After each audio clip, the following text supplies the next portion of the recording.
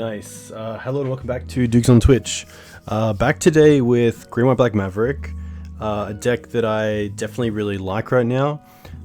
We did play it on Sunday, and we went for through a league and went 5-0, which is really nice. It's a deck that I think the splash gives it a lot more game against a lot of decks than sort of traditional Maverick usually does, which is nice. Hey, Eldonte, welcome. Good morning to you as well. So a few little changes to the deck from sort of the mainstay Maverick lists. We have 2 main deck Abrupt Decay, 2 main deck Engineer, mainly for True Name, also for the fair decks, for Young Pyromancer right now, which is pretty big in the Delver decks. Plague's just really nice as well as a 2/2 Death Touch, which, you know, against Grixis Delver, you can name Wizard or Human, and then also trade with a Gomag, which is pretty sweet. Plague's also pretty sweet in the mirrors. In that I include Maverick and Death and Taxes. It does give us an out to True Name, which is really nice, which hasn't been seeing too much play, but we can also deal with things like Baleful Strix, Icevein Codal, Snapcaster Mage, Monk tokens, which is nice. Abrupt Decay, just that extra removal that we kind of want, especially against a lot of the Delver decks running Daze, Force of Will, Spell Pierce. It's really nice to have removal that just can't be countered. So Abrupt Decay has been really nice. Also really versatile, also hitting things like Equipment, Astrolabes if necessary, Okos if necessary. I've also got 1 Prelate over the 4th Thalia. I still think Thalia is pretty strong right now. Hey Buffo, yeah, welcome back to Maverick. Prelate's pretty nice. The one reason that I don't like the 1-off in the deck is that I can't find it easily. We did in the past have a list with Finale of Devastation, which is pretty sweet. But we are just going with the 1 Prelate over the 4 Thalia. We can dig for it a little bit with Sylvan Library, which is nice. It's just really nice to have in the main deck. There's a few decks where it's just really good, especially things like Miracles, Lands, Storm decks. I was just finding that I was having... Thalia was a card that I was getting multiples of a lot of the time, and the extra copy in my hand usually wasn't doing a lot. So to be able to go wide with Maverick is pretty good, and it's something that I want to do here by having another Hate Bear that can also play alongside Thalia, which is cool. And then just 3 mums. I'm playing the Sylvan Safekeeper in the spot of Mother of Runes, which is cool. Devastation wasn't that bad. It was just that we usually didn't have the mana around to do what we wanted with it. But it was really nice when we were playing that build. I believe we were playing 2 Engineers, 2 Prelates, and a Finale of Devastation as like a package, which was pretty fun. But we have just since dropped it to make room for pretty much more green creatures to try to make the Green Suns a little bit better. Because for every green creature that you add in the deck, you're obviously making Green Suns more powerful, which is really nice. So even little changes here, you know, now Green Suns for 1, which traditionally is usually just for a mana dork, can now and go get an aggressive creature like Hexdrinker or Protection in Safekeeper, which is kind of cool. In regards to the rest of the deck, it's pretty straightforward. I also went down on a fetch land to add in a 4th Jewel. A lot of the time I was kind of feeling I was light on lands that actually tap for mana, especially when we had our fast start with Windswept Heaths or other fetches in the deck. We did get to a stage where we just wanted more jewels. And I think Savannah's the correct one. It's a green source, which is great for Green Suns and our mana dorks. White is probably the next most important color in the deck. And then we have black at the end, which... I was thinking about an extra Bayou because we can be cut off black pretty well if our Wasteland opponents target it aggressively. But I feel like with the 2 Birds of Paradise in the deck, we should be okay on black mana, which is nice.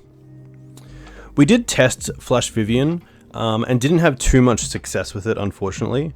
But I know that Dan Neely, he played Green-White for a long time, still goes back to it, and he played the Vivian there, which he really likes. So he obviously played it and enjoyed it because he got some really good results with it. So I would never say it's not a card meant for Maverick because obviously Dan's found a great way to use it. But whenever I used it, it was kind of just lackluster. It does seem really strong. It seems really strong on paper, and then you play it, and it just doesn't line up. It's really sad because it does seem like it does everything. Especially against a deck like Miracles, it can be pretty tough. To be able to, you know, your opponent wipes the board with like a Supreme Verdict, and then to be able to actually instantly put creatures on the field seems really nice. She does also find Prelate better, that's very correct. Hey Alex, welcome to the stream.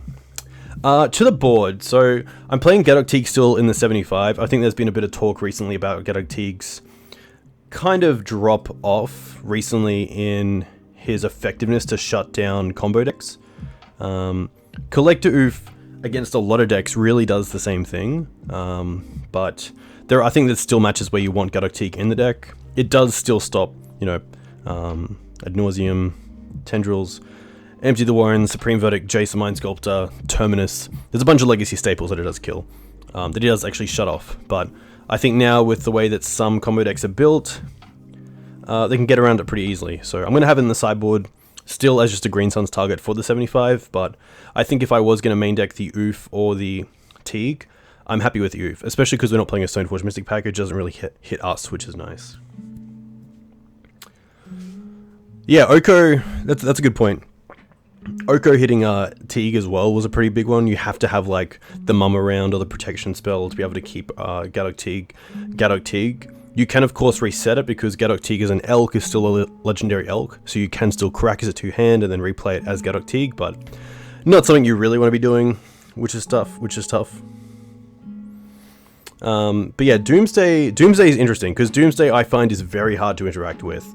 You really have to have a really fast, aggressive start, or you really just have to race it, which is tough because Doomsday is a pretty fast deck, especially if they know what you're on. It can just be as easy as turn 1 Ritual into Doomsday and then just have the pile that you know is going to win, which is pretty tough. Bog's an interesting card. So Bog is obviously pretty good graveyard hate, but I think against the decks where you want it, it's a little bit slow.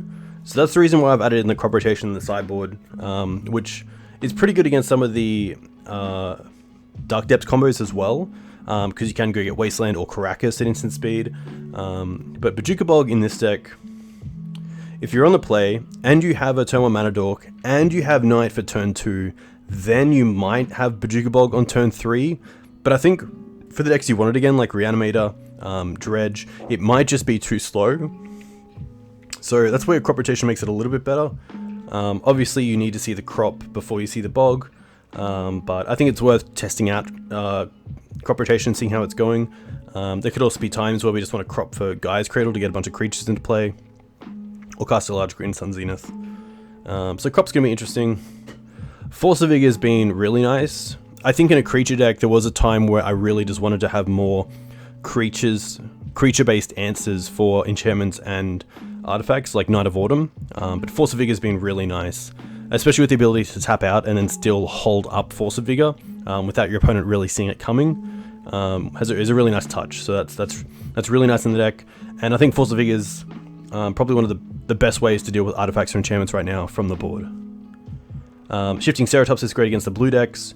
Still can't be blocked by Baleful Strix or Icewind Codal or True Name Nemesis. Can't be bounced by Jace or Teferi.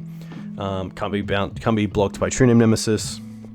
Can't be countered as well, which is pretty nice, especially against a lot of the Delver decks relying on their forces and dazes to keep you off your sort of high curve threats. So Shifting Ceratops has been really nice, and I think the best part of it is the reach. Reach has been pretty insane. We did have the concession against Reanimator. We had a concession against Mono Blue Omnitel because they didn't realize we could give Shifting Ceratops reach, block their Grizzlebrand, give it protection with Mum, and then swing back for lethal the following turn, which is cool. To Vraska is nice. The reason I like Vraska is that she kills Oko but sticks around, whereas a card like Abrupt Decay, you trade with Oko, but you're probably already down some sort of value. Either them by creating a 3/3 or creating a food. Vraska is really nice because it deals with Oko or other threats like Teferi or creatures, and it actually sticks around as well. So unless they deal with it, you can get extra value off it, which is nice. Yeah, Vraska is really nice, especially in this deck where you can get it out turn 3. That's been a pretty nice play. So to have the Vraska right after they cast Oko has been pretty nice. I could see 2 in the deck, but I think I'm pretty happy right now just with the 1. And then I think Deafening Silence is just the greatest way for us to deal with combo decks right now. Veil of Summer is also interesting. A lot of people think that Maverick isn't a Veil of Summer deck, and I can definitely see the reasons why, but I think right now there's a few really good ways to make use of Veil of Summer, either by making sure you're not getting your hand pulled apart by hand disruption, making sure your Tendrils opponent isn't going to tendrils you. It really is just a messed up card. So I think for a fair deck like Maverick to have access to a card like Veil of Summer kind of leverages the ability of Maverick to play against some of the unfair decks. It's also quite nice as well on the play, if you're just wanting to get some creatures into play and make sure they can't be countered. That's really nice. That's pretty much the deck. Anything else? The only thing with Collector Ouphe is that it doesn't work well with Tireless Tracker's clues, but that has rarely come up, which is really nice.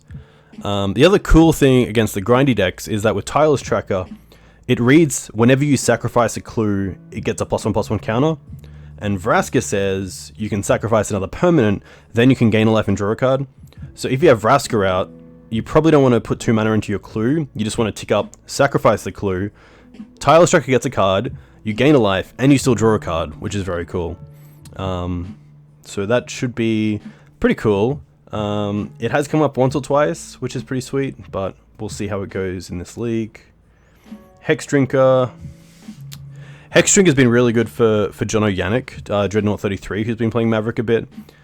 He really likes it. I think there's a lot of decks that once it gets to the first level of being protected from instants, it's pretty hard to deal with. And it's really nice just to have this as a turn 1 threat, or a Green Suns for 1 target, if we do want to be a bit more aggressive than just getting a Noble Hierarch or birds. That's enough chit chat. Let's get into this league and see how we go. Hopefully pretty good. Luckily as well, I saw that there was going to be maintenance tonight, but it's actually in the morning, which is cool. So playing a league with play points. Here we go. Nice. Jack, how are you going in Melbourne? How are you going for work? Do you work at the uni? Is there anything you can do at home?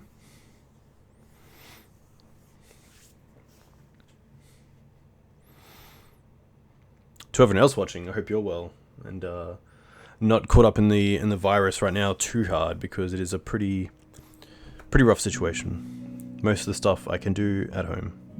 Very cool. That's good to hear. Really cool to hear.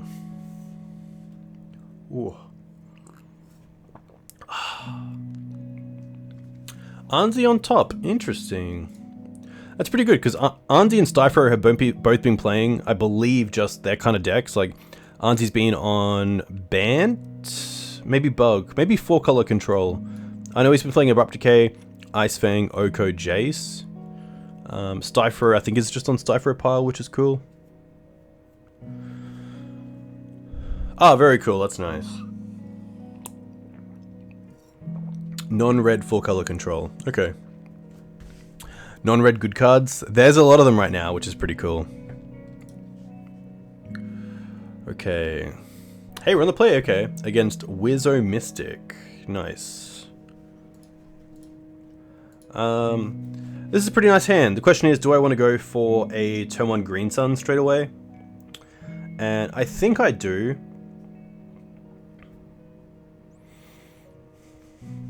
I think I'm happy to just go Savannah into Green Suns.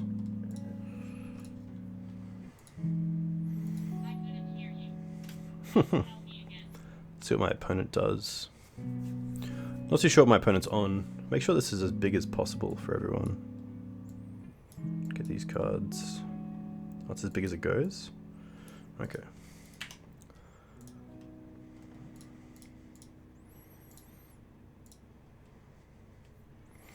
This means next turn we can go Swords and Thalia, or Swords and Collector Ouphe, or just Plague Engineer straight up. Cavern. Okay, Plague Engineer is probably going to be pretty good. Okay, Plague Engineer is going to be pretty nice. Mog Fanatic, interesting. Maybe going after Dryad Arbor here. Okay. That's fine. I'm going to go for Thalia here, because if they tap out for an Aether Vial, we've got it covered with Collector Ouphe.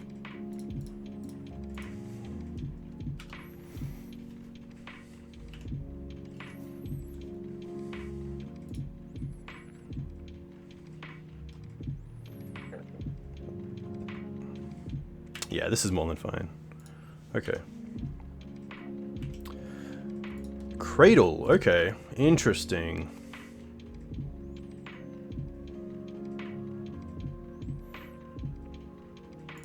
I think we just Slam Engineer on Goblin. They probably don't have a great way to deal with it, especially with 2 caverns. I could see them doing something like... It also turns off Mog Fanatic, which is really nice. I think getting both Engineers out is great. It also means that if our opponent has Wasteland or Port, they can't keep us off the Ouphe next turn as well, which is nice.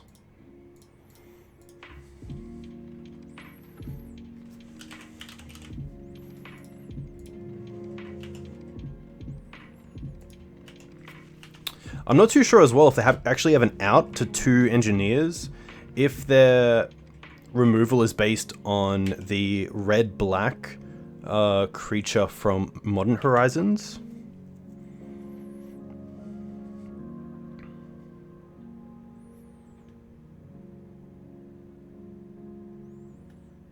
I mean, if we draw a land, we can play both Collector Ouphe and Plague Engineer, which is nice.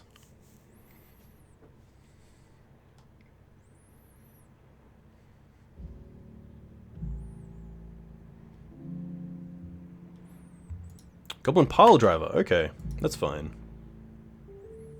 Interesting artwork.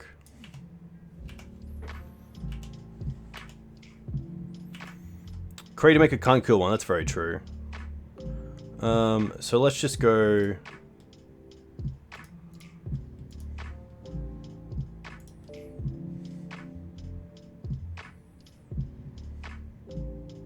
Yeah. I guess if I really wanted to, I could try to look at more of their deck before I actually played the second Engineer, but I think trying to close it out pretty fast as well. It also turns off the ability to kill that Plague Engineer from a Creator Maker, which is nice. So boarding, I think we can take out Thalia, we can take out Prelate. Force is interesting. I like Vraska.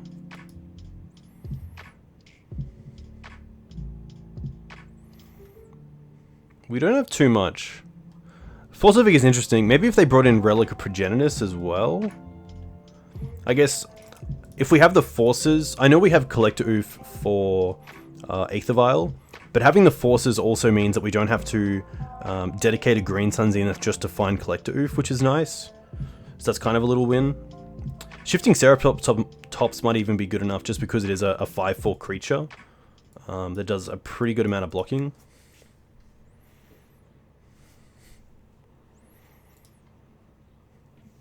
I think that's really it. I think I'll see how this goes and then pass back. One card that I do have to look after or look out for is Pyrokinesis, which is 6 mana, or you can pitch a red card to it to deal 4 damage divided among any number of targets. Or maybe it's just creatures, any number of creatures. See how this goes.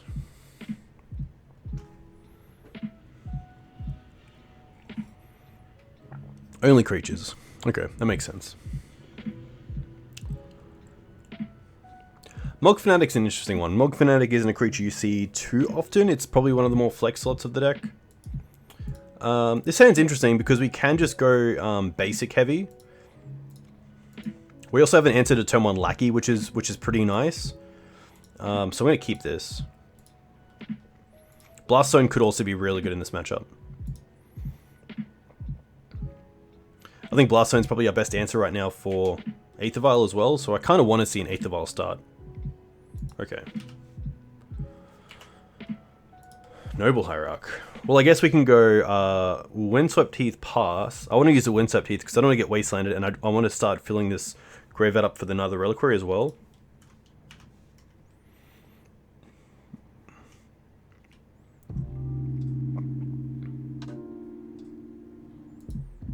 Wasteland, okay.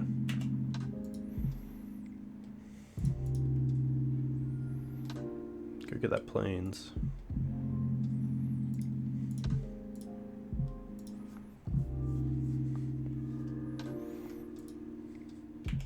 File, okay. That's pretty nice. They only have 3 cards in hand as well.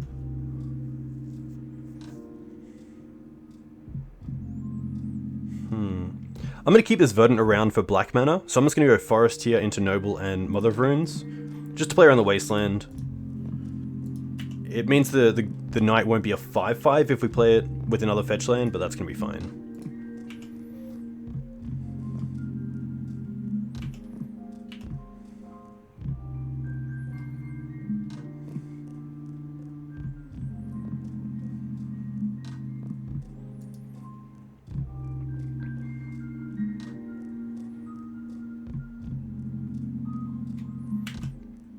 Interesting. Okay, that's fine. And then just a pass. Green Suns. So I can Green Suns for Collector Ouphe if I wish.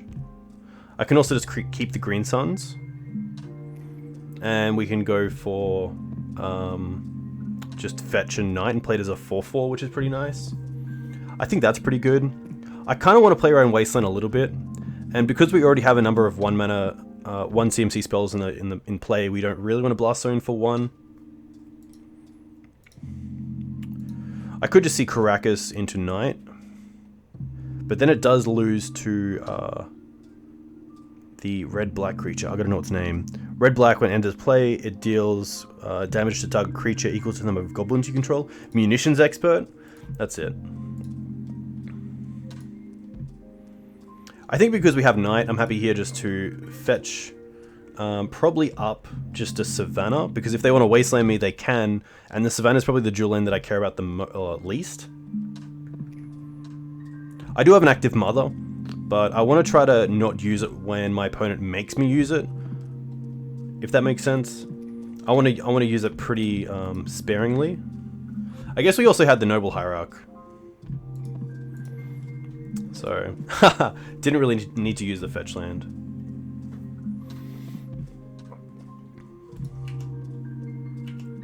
And to be honest, next turn I might just go and get Questing Beast and start attacking with Questing Beast. If they don't Wasteland me. Otherwise, I could go and get Cradle and just Green Suns anyway.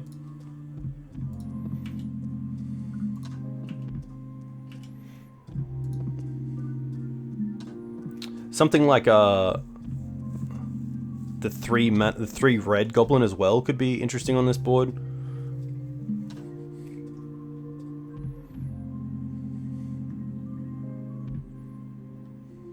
Crater Maker.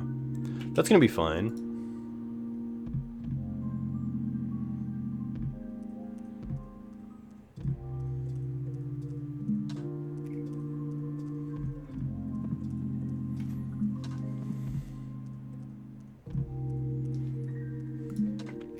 That's fine. Because now we get to untap Green Suns for Collector Ouphe. And then hit the Vial. And then hit the Cavern Souls. I could also go for Scryb Ranger here, which is pretty much free. I don't mind that. It also gives me double Mother of Runes, which is really good.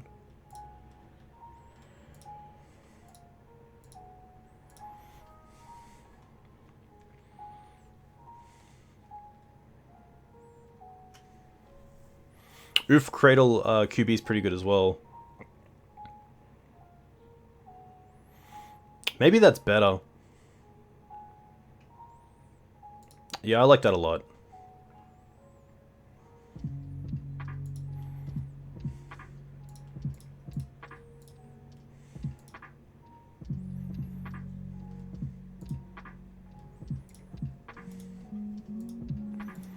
Means we can start being aggressive as well, which is really nice.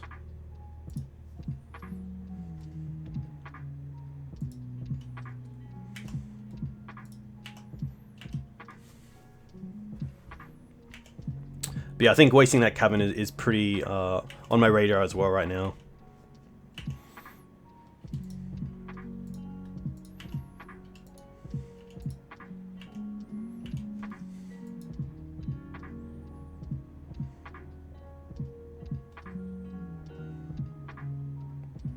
To deal with the Collector Ouphe, they need something like Munitions Expert and another land to actually use Creator Maker as well, but it looks like it's not going to happen.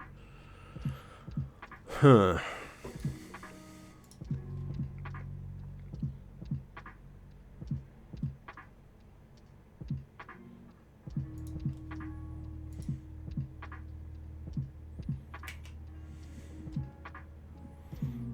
Attack with these two.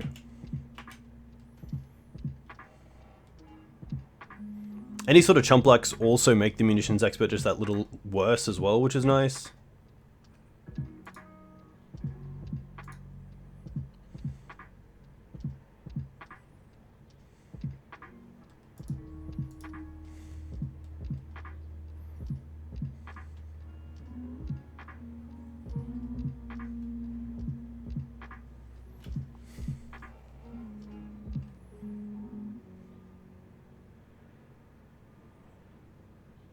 Pyrokinesis, interesting. This is fine. I guess in response, I might just want to hit this blast zone, because these are dying anyway.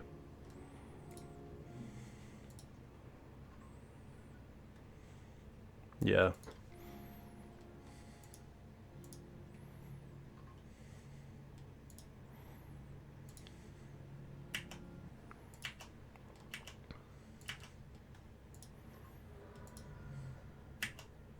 Oh, no blocks. I could have fetched that for sure. Maybe I want to keep it around for just a black source, in case we need it. Yeah, fetch before damage is definitely correct there.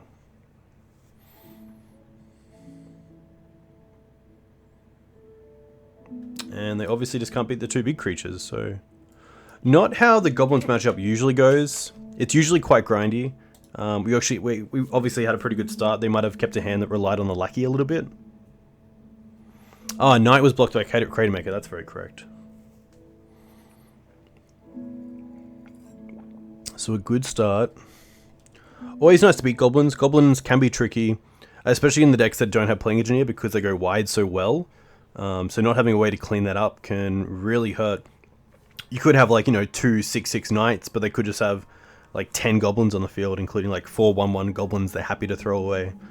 And then things like Trashmaster come into play. Sling Gang Lieutenant is pretty good.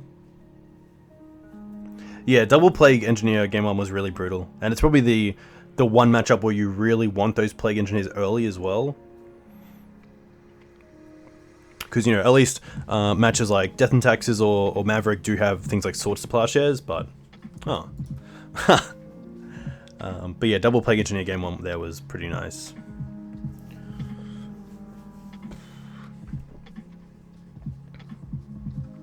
Decor Dervu. I can't say your name, but what do you play? Do you play Legacy? Do you have a local Legacy scene that obviously now isn't doing too good with the virus around, but hopefully before then and hopefully after as well?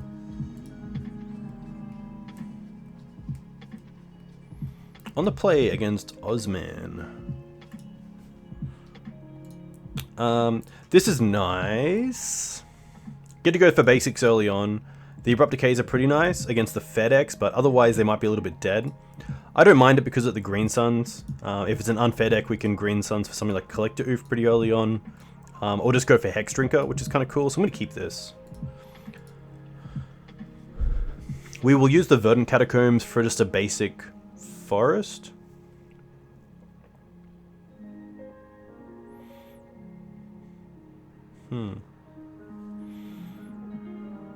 I could also just go for a Bayou here, because I'm probably going for 2 black sources with these two, just to make sure we always have the black sources around, but maybe I do just want to go for a basic with the first one, just to make sure my mana's staying around in case the Noble Hierarch goes.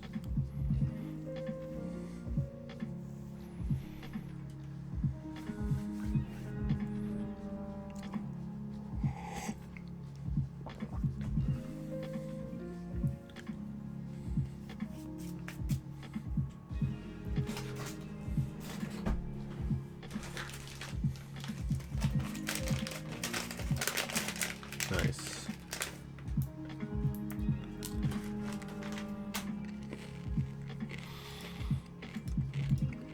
Big thing for my opponent here. I do hope these decays are going to be online, because there are a few decks where they aren't that great.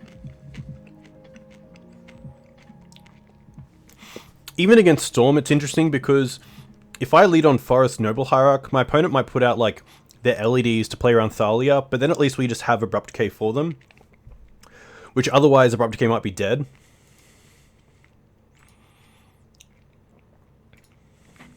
Alright. Let's go Verdant Forest.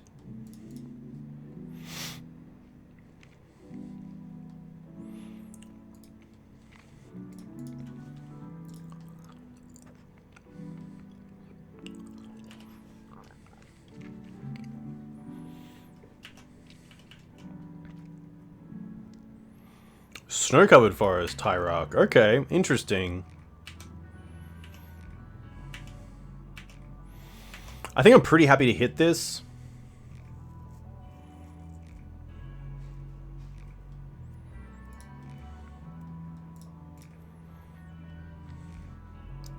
Just gonna get Scrubland here, and then attack with Hierarch. I could keep the Abrupt Decays for some of the actual threats, like the Reliquary, Tireless Tracker, but I think hitting that mana early on is pretty good. The basic start might be a sign that they have kept a weak mana hand, but they didn't fetch for it either, so you never know.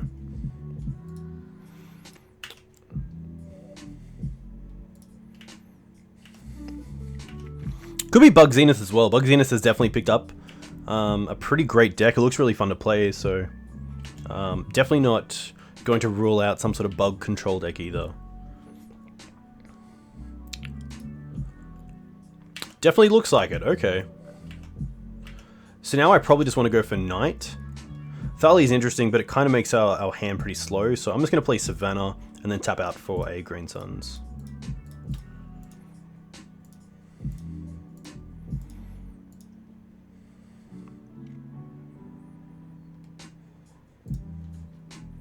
Tireless Tracker is also an interesting card, and maybe looking back on this play, Tireless Tracker was a little bit better. Seeing the Abrupt Decay, I'm kind of happy, but in the long game, maybe Tireless Tracker is where I want to be to get some card advantage going off the clues.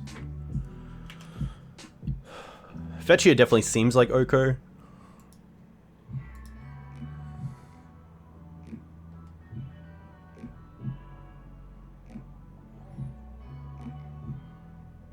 Okay.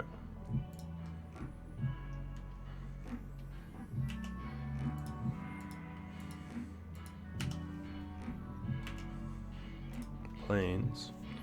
Probably don't want to show that I have Wasteland yet. I probably just want to go land, Decay Oko, play Thalia, attack for 1.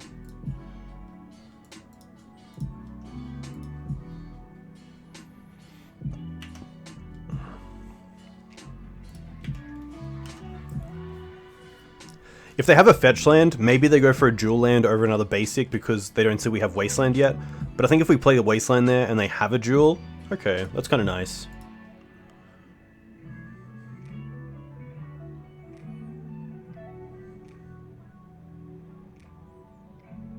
Leovold, okay. Leo's pretty nice.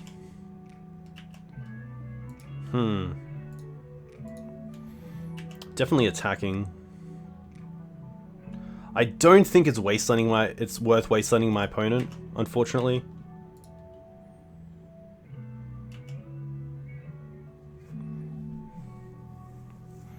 This deck benefits a lot from Leovold being really good right now. Yeah, it's fair enough. I think Leovold's in a pretty strong position. I think that Wasteland's on a high, like some targeted effects on a high, and just the card draw as well. Like Brainstorm isn't on the highest of highs because of the recent challenge, but Leo's just always been nice. I feel like it just hasn't had a real home since like Shardless Bug.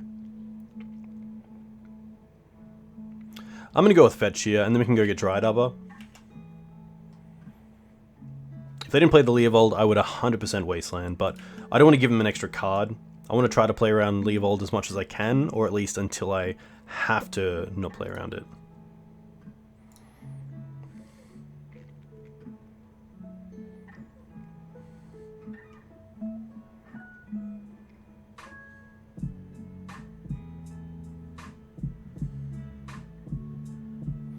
I wonder if my opponent plays Dead of Winter. Be pretty nice.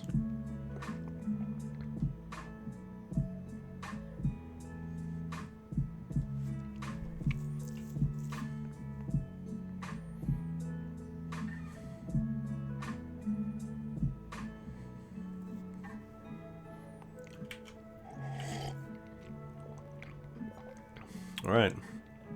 Definitely just taking this.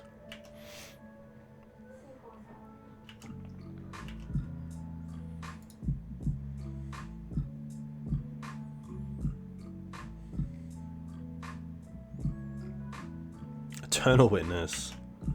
Alright. Definitely a very mid-rangey deck.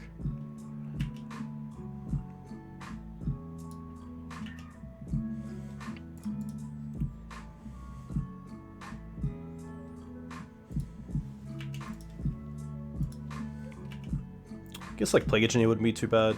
Swords. Swords is interesting. They missed their land drop, which is pretty big.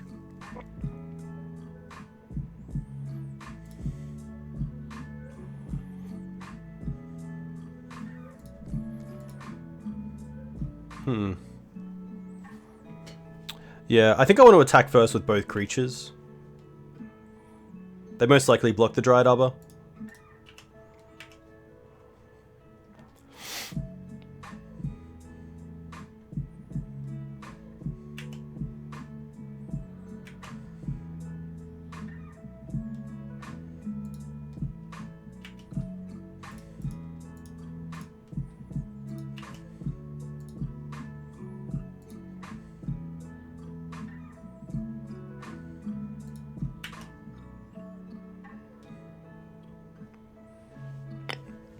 Yeah, I'm definitely also missing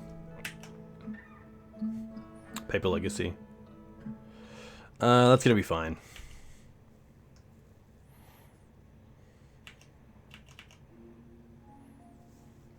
Paper Legacy is very missed. I feel like around the world it would be. Paper Magic in general, I guess, but Legacy as well is just so good.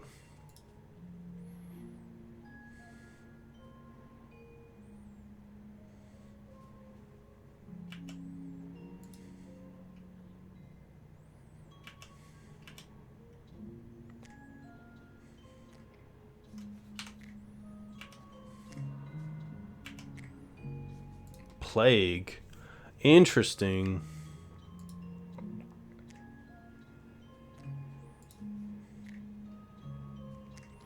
Plague name Elk doesn't do a whole lot.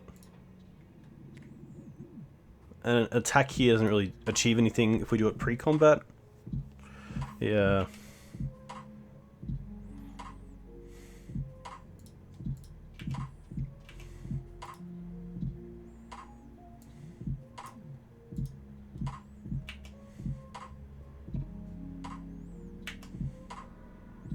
Interesting, letting it slide.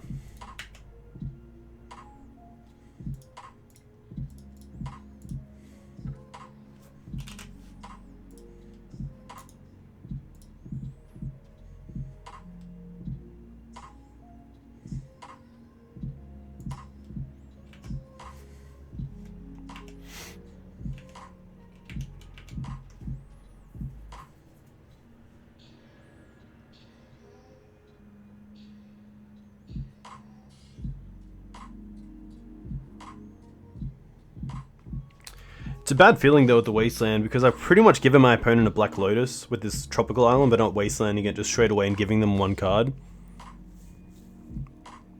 They have missed their land drops as well since playing this trop. Leovold's just a tough one to deal with. It's another one of those cards that usually just gets value straight away.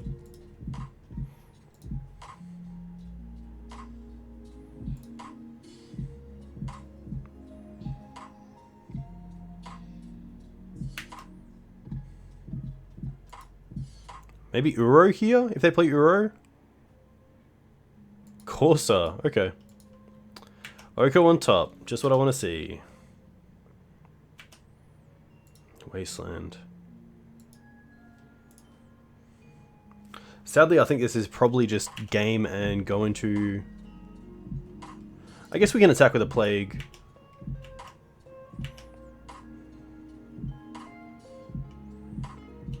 This is fine.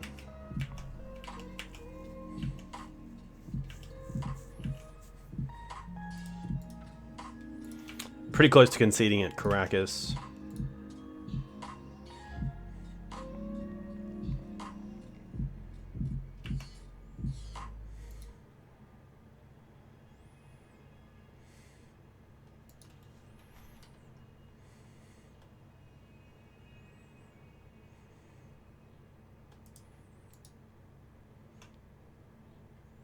They can just swing at us for 7.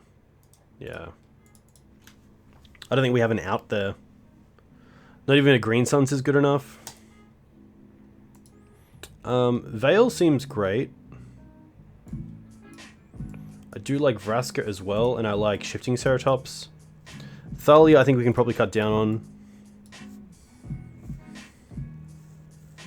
Collective is interesting. I'm assuming they're playing Astrolabe. Prelate we can probably take out. Wasteland we can probably drop down on.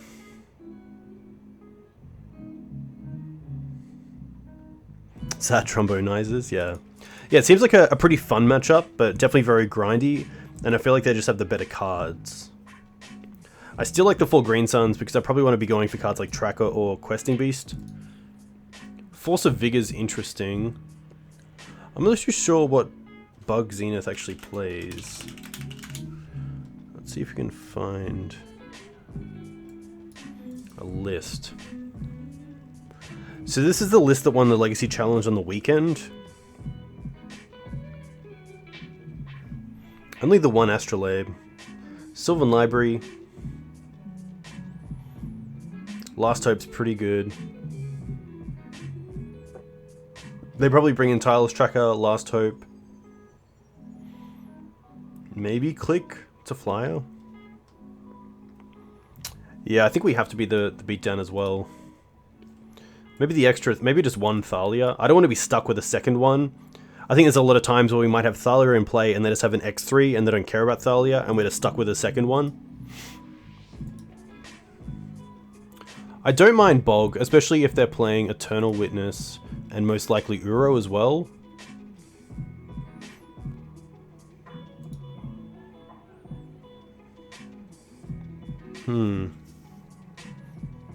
Yeah, Mirren Crusader seems pretty nice right now. This is actually 60, so let's just see how this goes. And then if there is a third game, we can have a bit more of a discussion about the sideboarding for BUG Zenith.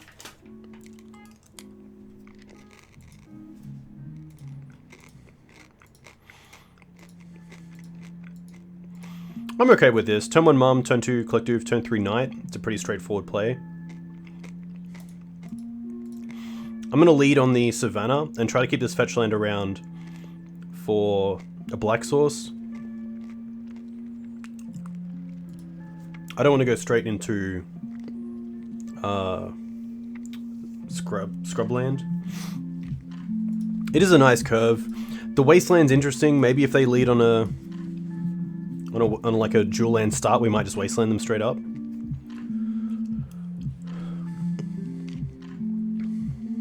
What type of creature is Icewind Curdle? I believe it's just a snake. Icewind Curdle is a snake.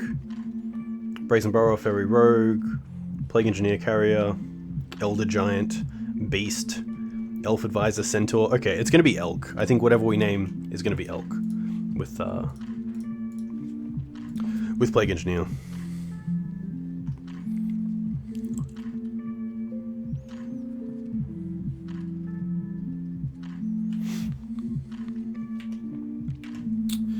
Yeah, Jack, I'm coming around to Oko.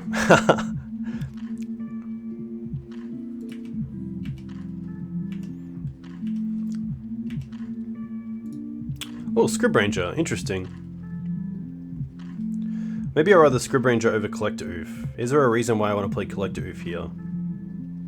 I think Scryb's just better. I think it does more for Knight and for Mum, so I'm happy just to play Mum and pass.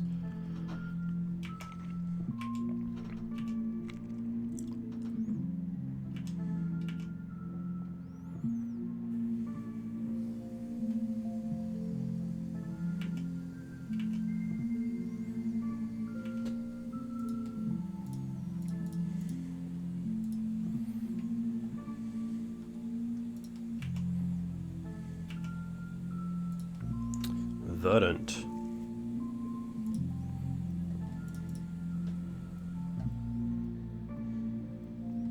I'm gonna fetch for probably just Bayou here, because the forest is also for Scryb Ranger.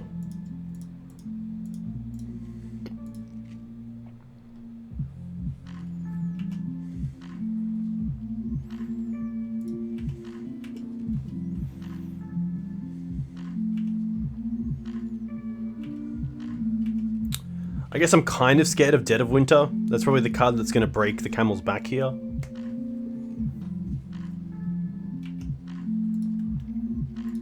Brainstorm. That's okay.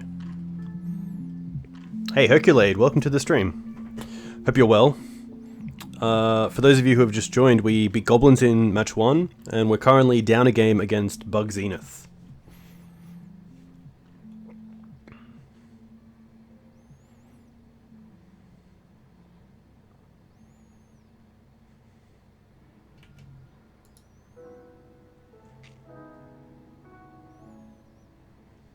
I guess if I really wanted to play around Dead of Winter, I could have fetched the turn previously to make the knight a 4/4, so they couldn't kill knight if they Dead of Wintered the following turn here.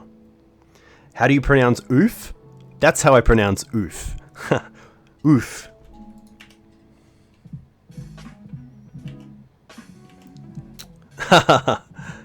Oh no. We talked about this. Okay, play Engineer. Not the worst, but not the greatest. Can't really do anything. We get to go after their mana a little bit, which is nice. And the Scryb Ranger can still attack, so can't be too upset. We do have some outs as well. Thalia is pretty bad.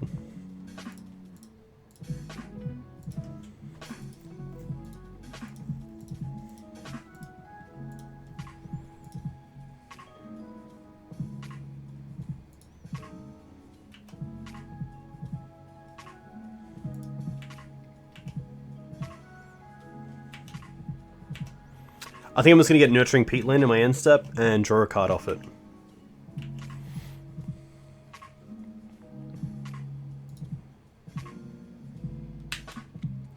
Oko's pretty good.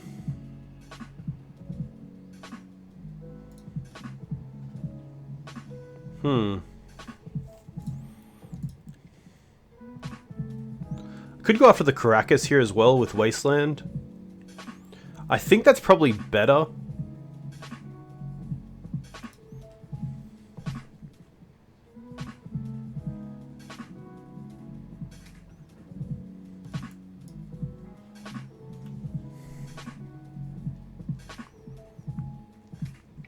Yeah, maybe the draw card is better. I guess we kind of have to find swords. I guess if we find swords or Abrupt Decay, we can kill the Plague Engineer right now, because we can swing next turn for 3, 4, 5.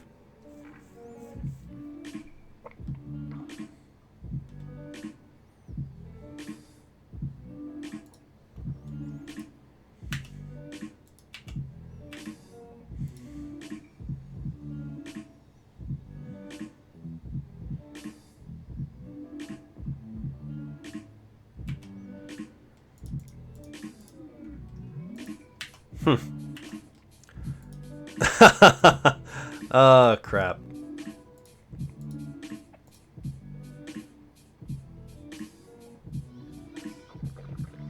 I guess we swing everything.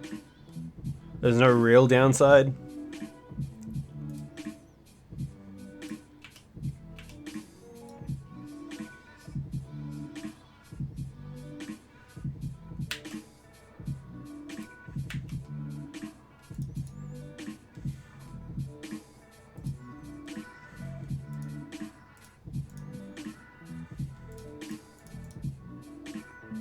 Thalia is kind of dead.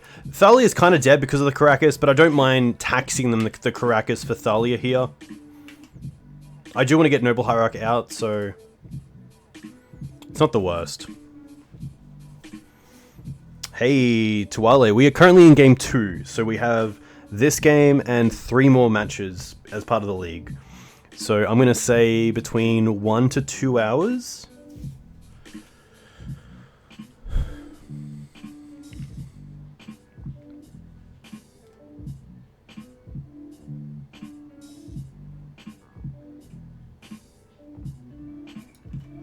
I wonder if they pass if the correct play is to play Playing Engineer on Snake, so they can't get us with Icewind Codal.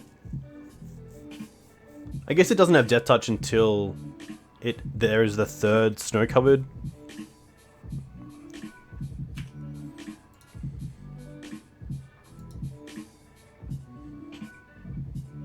Corsa. Corsa's pretty annoying. Blast Zone. Okay, Blast Zone's definitely an out.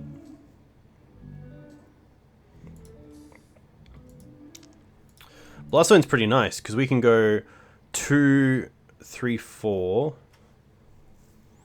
Add 2 counters to Blast Zone. Destroy both of these.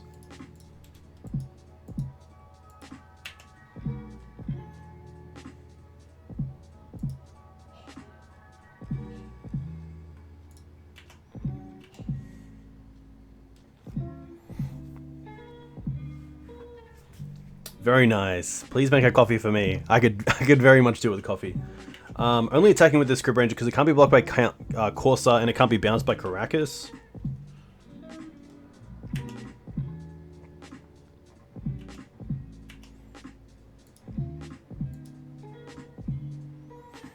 Blast Zone's really nice. It definitely gives decks like this a few more outs to cards that otherwise we don't really have too many outs for.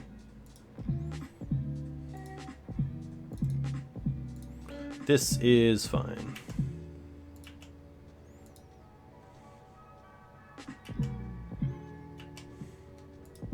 Goose and Noble Hierarch on top. That's going to be fine.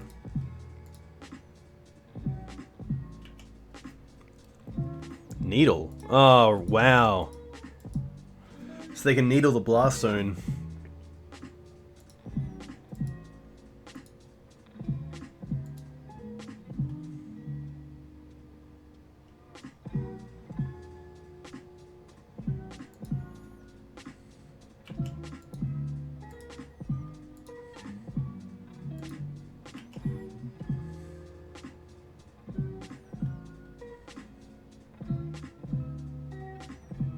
If they play Needle, we definitely just use Noble Hierarch anyway.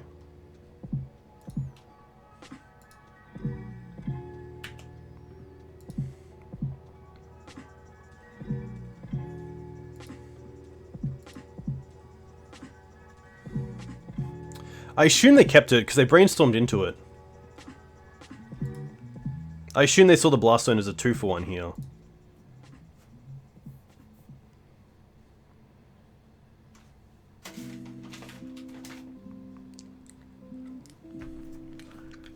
Rough times. This deck just grinds so much better. And with Brainstorm in the deck as well, you can just filter your drawers so much better. So if Plague Engineer isn't that great, you can put it away. If you want to get to Oko fast, you can try to get to Oko fast. Also, they're pretty safe against Wasteland, especially with the Noble Hierarchs and Gilded Gooses, which is tough.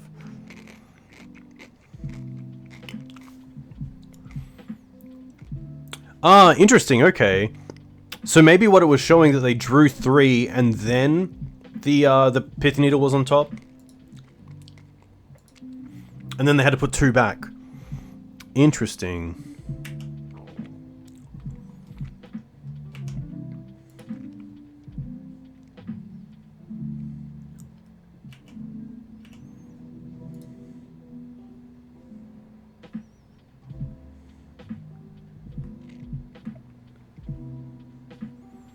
Not attacking with the food. Interesting. We'll take this. Alright.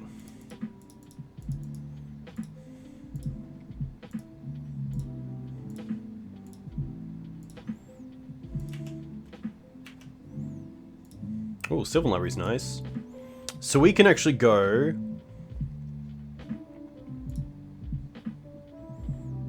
One, two, three... 4, crack this. I guess we might as well do it in their upkeep. Just in case they have like Vendilion Click or Brazen Burrow that they want to cast. So let's go float 1 and 1. Untap this, return this. that works. So now we can play Savannah. We can play Sylvan Library for free, and then hold up Blast Zone.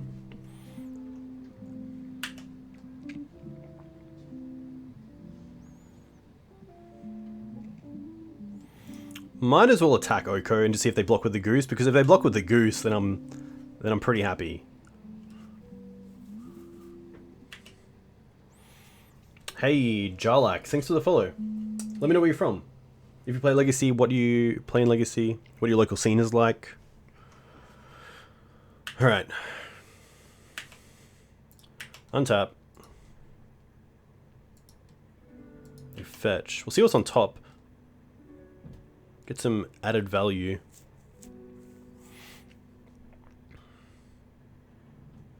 This probably means they just have Abrupt Decay for Sylvan Library.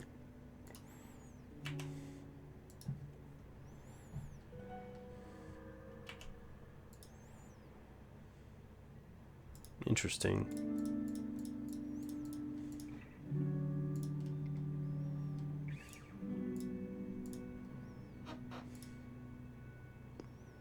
Ah, 1 mana over, my bad.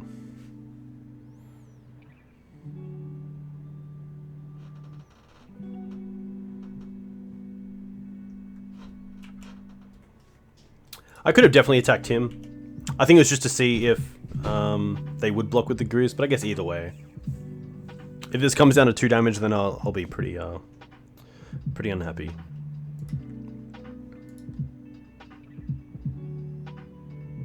But yeah, now that I think about it, maybe that's pretty good.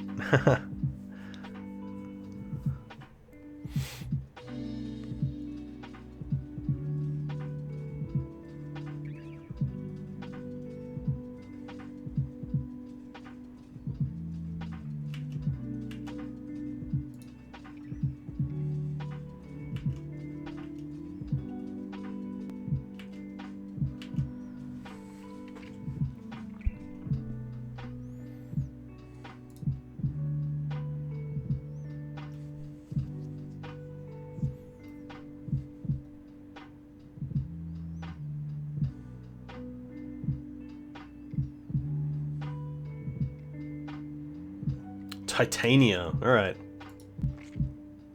Titania's pretty good.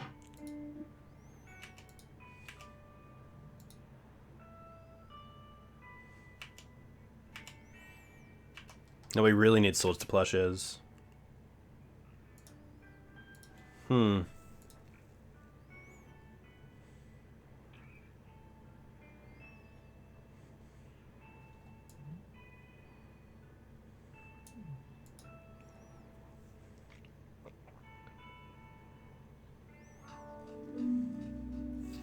I definitely want the Knight. 2, 3, 4, 5, 6. I have 6 mana this turn.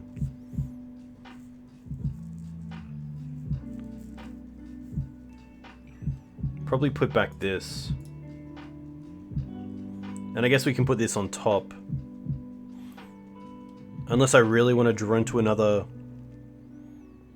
I can pay for the Green Suns if I want to look at more cards with the Sylvan Library. But is it worth going to 9 when we have a Knight that'll be 1, 2, 3, 4, 5, 6. It'll be an 8/8, which is pretty nice.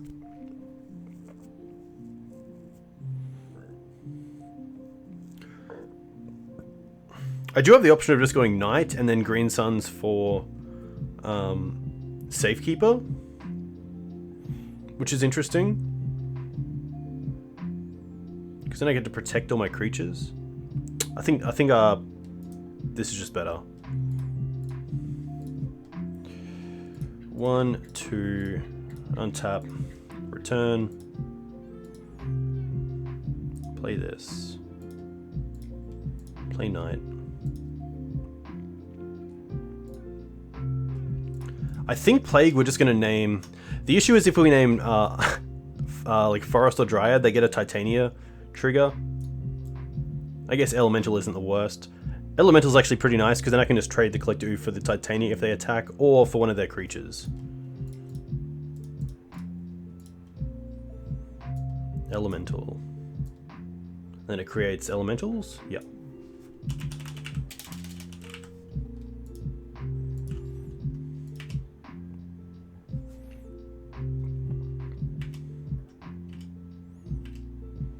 Probably a free attack there with Scryb Ranger that I missed.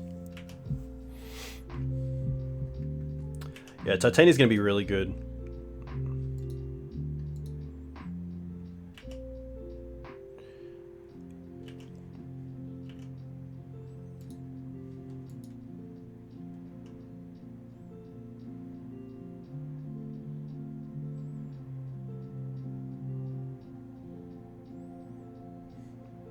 They do need a fetch every turn, or at least a way to put creatures in the graveyard.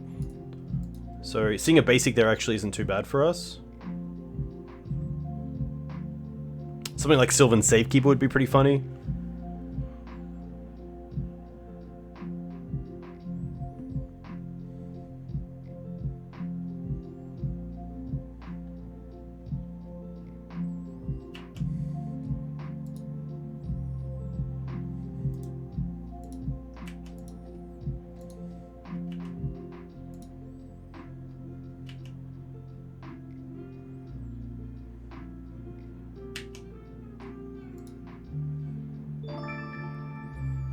Hey, the Mad Hatter. Thanks for the Twitch Prime sub. That's very cool. Very, very cool. A huge thank you. Sadly, this is fine.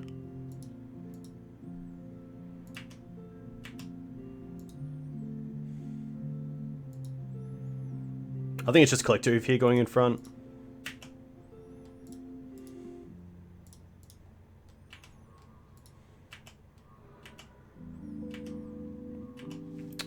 Mad Hatter, let me know where you're from. What you play in Legacy? If you're a fan of Green Suns.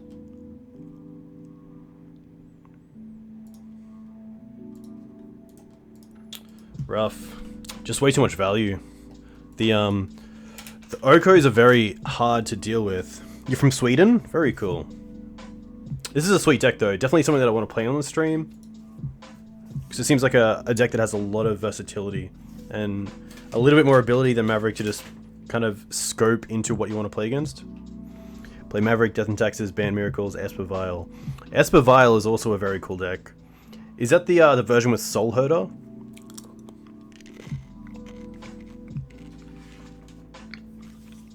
What's Legacy like in Sweden? Obviously, right now it's a little bit on the downtick, but I probably do have a lot of European viewers stuck in quarantine, which is rough, but interesting. Okay. If you could play a card that is always really good in the mirror, what would you say is really good in Esper Hate Bears or Esper Taxes? Esper Vial. Apologies. Yeah, sadly there's no events here as well. Luckily there is MTGO, and there's a streamer called Dukes on Twitch. Yeah, no events firing, I assume, everywhere right now. Yeah, I think most of our stores, I think, are going to be closed for events. They're probably open. Oh, they might not even be open. We're on lockdown, pretty close to lockdown. I know WPN stores don't really have events until May, I believe. Yeah, which is pretty tough.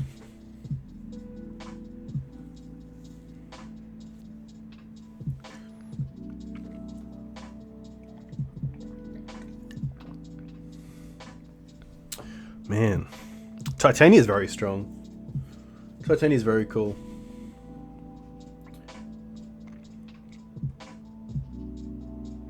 Eternal Witness is always really nice as well. I guess the Witness you can at least turn into a 3/3 if you really want, so it's not too bad of a card just to have in the deck. It's also kind of just a second copy, or an extra amount of one in the deck of anything that you want that's already in the bin, which is pretty sweet.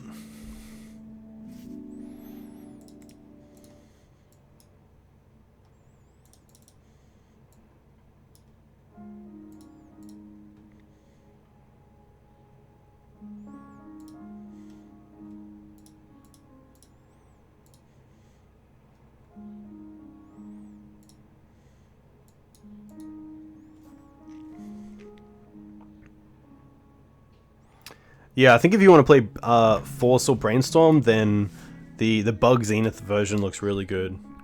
I always feel like when it pauses like that when you first get into a game, it means you're on the play, because it's happened a few times now.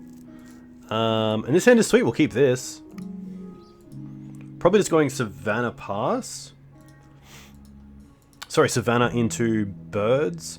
I could see Mum. If I knew the matchup, there might be a reason why I lead on Mum. But I think just going for Birds is so good, because if we draw into a 3-drop, we can cast it straight away. Next turn we can also go Land, Bird, Scryb Ranger, which is pretty much free. We can pretty much dump our hand next turn if we get to keep the birds alive. Interesting. A 6 from our opponent, so possibly not a Force deck. Once upon a time, okay. Maybe a Depths deck? Could also be Maverick, which is pretty good for us right now, I believe. Mattery Shaper. Oh, Eldrazi. Okay, so Mum's gonna be pretty bad.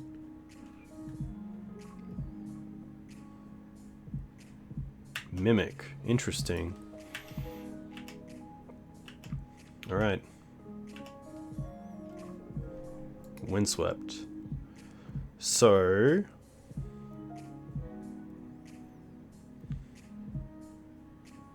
I think we just play Windswept. We can play the Scryb Ranger now and go down on a land to play the Mum to hold up Swords to Plowshares. I don't mind Mum because it can just trade with the Mimic at worst.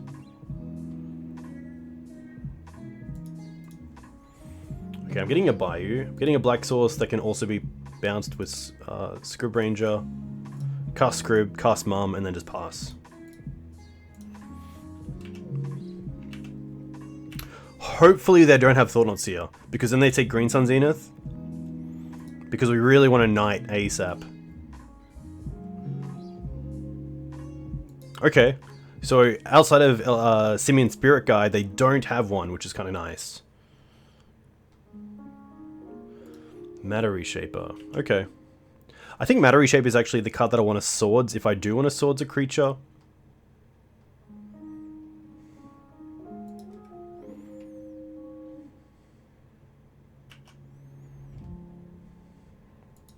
I think we just 6 here, to be fair. Don't really care about taking this 3.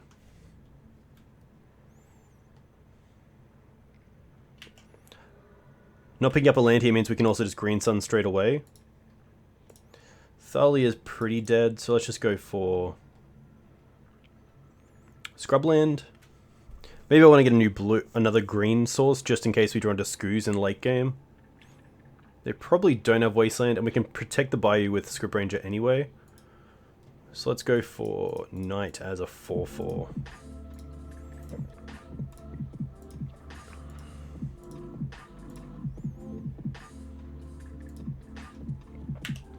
Attack with Scryb.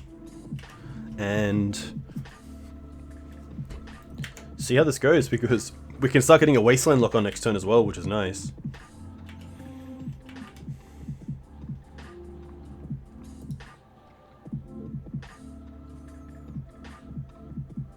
Thought-Knot is going to be fine.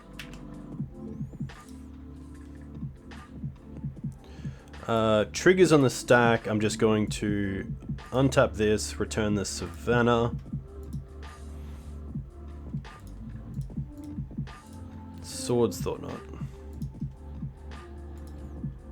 Draw a card. Okay, they're just going to concede. Interesting. So maybe they just had nothing in their hand. And I guess if we take out the Temple next turn, they have to draw into a Temple just to get to Thought-Knot again. Maybe Simian Spirit Guide if they want to get to Reality Smasher. But it is pretty tough. The Knight's just going to go a little bit too big. And you can see how good Knight is in this matchup, where it's both just a threat, a great blocker, and also just destroys their mana base as well. Sideboarding is going to be interesting. I like the Forces because of Chalice. I like the Crop Rotation. I like the Ceratops. I like taking out... Prelate's interesting. I kind of like it for 7, just to try to have something at least for All Is Dust. Teague's interesting in that factor as well, but Teague also stops the Green Suns. Could be overkill though. We can definitely take out the mums, let's be honest. They usually keep chalices in on the play, I believe, because Source to Plowshares is pretty good. If I want 2 more cards, I'm going to go with Vraska, because I can at least trade with a creature. And then it might just be the other Prelate. Okay.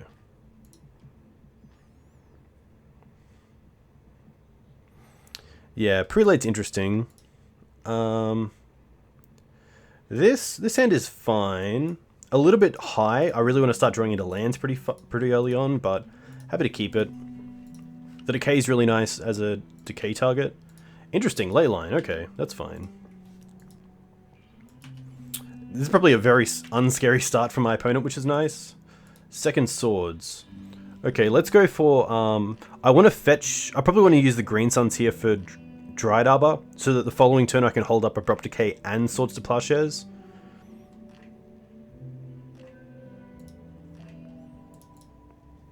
So let's go for Bayou into Dryad Arbor.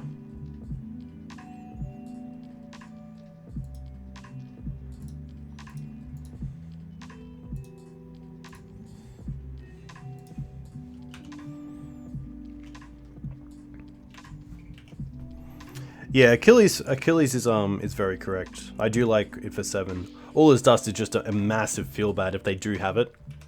Mimic's gonna be fine.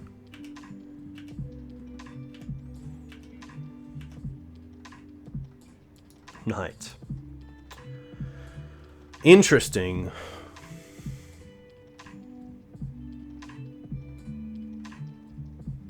Maybe I'm happy just to tap out here for Knight, even though it's just a 2/2, because it can wasteland my opponent.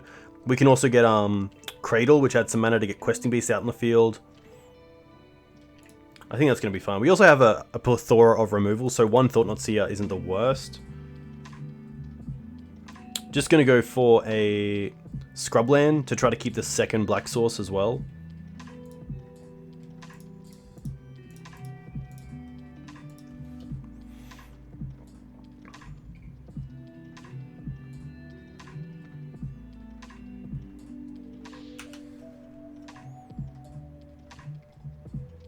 Oh, they might have Dismember. Okay. Interesting. So that's 1 Dismember, but we don't have to care about with the Questing Beast in hand, which is nice.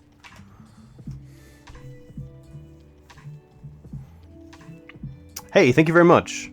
I hope the Knights are beefy, so that's a huge thank you. Alright, getting aggressive.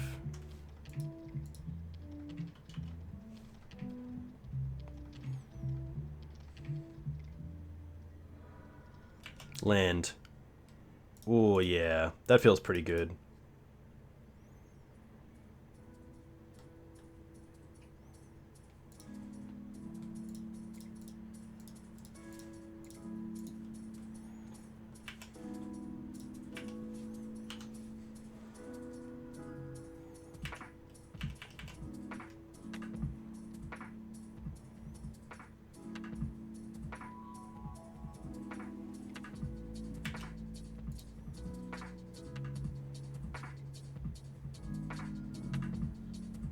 Another Dismember, wow, okay.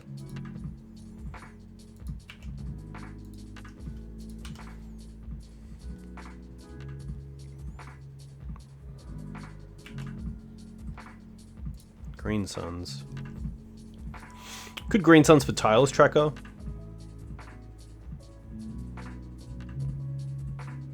Could also Green Suns for Hex Drinker, which is kind of nice because I can make it a 4/4 the following turn, and Ratchet Bomb is already at 2.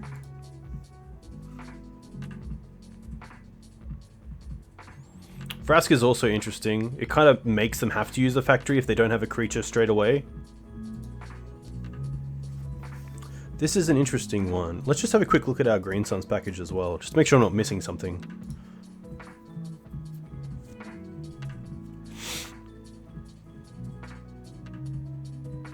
I think Hexdrink is fine. I'm going to keep up 2 white sources here.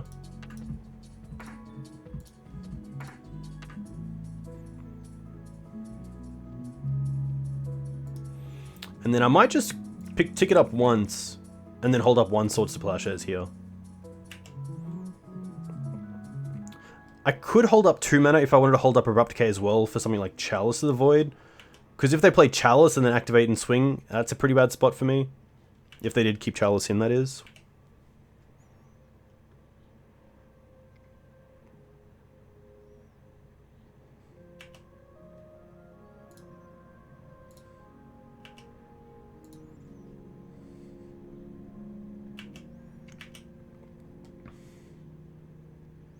Probably just want to take them off the land here. Although, I guess because Wasteland is just so good as well.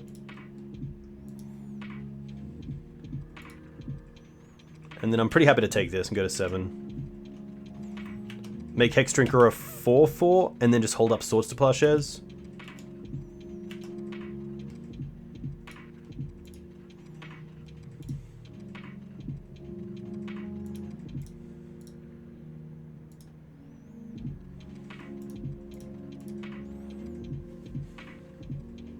Nice. And probably just pass here with both Swords and Abrupt Decay up. I could also just pump this up. I don't mind that. Just try to get this to an 8/8 or 6/6 as fast as possible.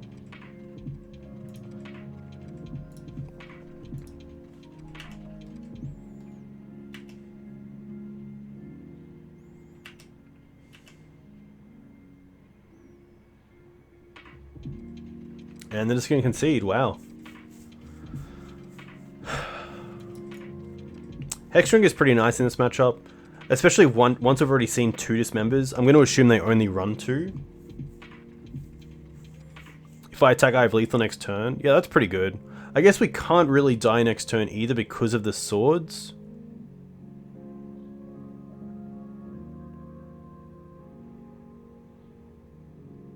Because they can't even do something like Chalice and also Reality Smasher. But yeah, maybe attacking there was actually the correct play instead of just holding back. It did feel weird kind of holding back.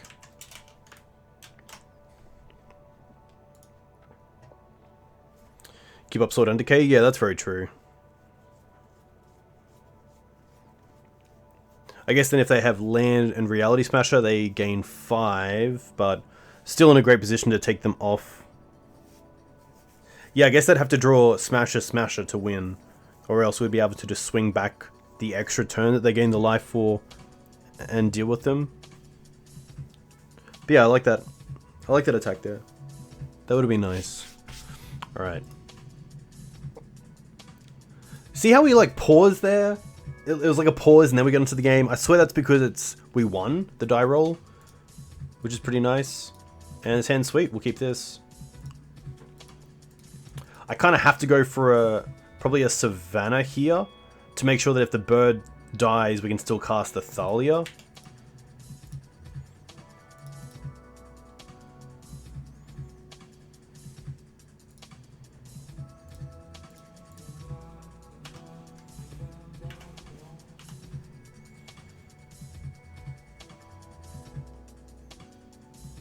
Ancient Tomb. Okay.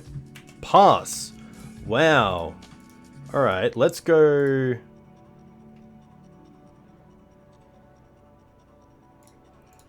Thalia into Wasteland?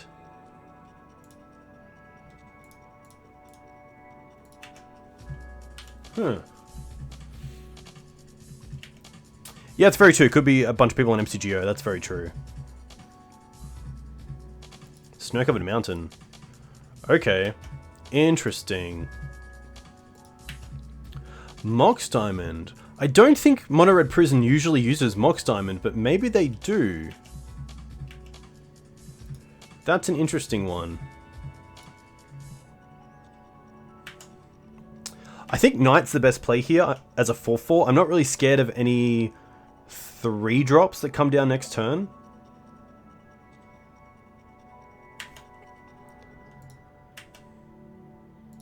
Knight's also great against any goblins, so...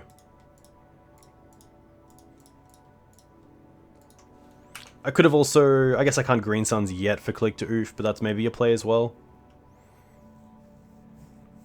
Yeah, even Magus isn't that bad because we have the Green Suns and the Plague Engineer. We could even Green Suns for like Scryb Ranger if we really wanted to cast the Abrupt Decay. Huh. Dryad. Ah, okay. Now we're caught up. Okay, interesting. Okay, so if we hit land here, we can Abrupt Decay this and then go for Collector Ouphe to turn off Mox Diamond. Not the land we wanted, but it does the same thing because we can still sack a land to go for yeah, this actually works out fine. Black, green, 1, decay this. Yeah, so I think now I can tap for 4 and then Green Sun's just for 2. But I have to sack the Savannah, which I think I'm okay with.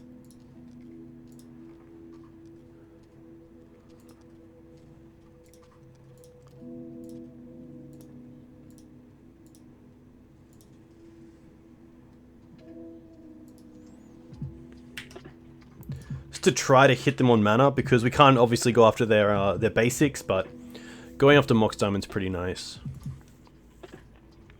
So this is an interesting one. This kind of looks like... It's definitely got Valakut in it. I think I want the crop rotation. I probably want the Force of Vigors, looking at the creature base of the Dryads and also the Mox Diamonds. Thalia is probably not that great on the play. Prelate can probably come out. I don't think they're going to be like a Scapeshift deck. It could be lands, but I think it's a different version of lands because they did have 2 mountains and a forest at least, and also Ancient Tomb. So I think that they're probably more of the... there's a really cool mono-green Titan list running around that I'm assuming runs red because it should run Valakut. It's basically Primetime.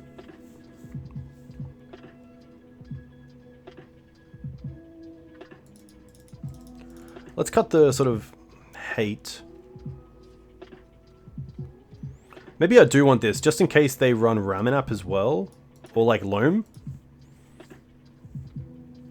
I think this is fine as a package. The Plague Engineers are interesting. I'm not too sure if they're good enough.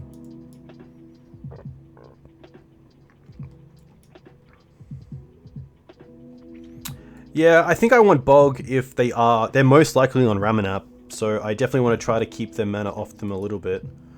Especially if they're able to make use of their Mox Diamond lands. They could also be a Naya build. Dan was on a Naya build with Knight. I'm going to see how this plays out. Double Engineer on zombies. Yeah, okay, that's actually pretty good against the field. This is pretty nice. We'll keep this.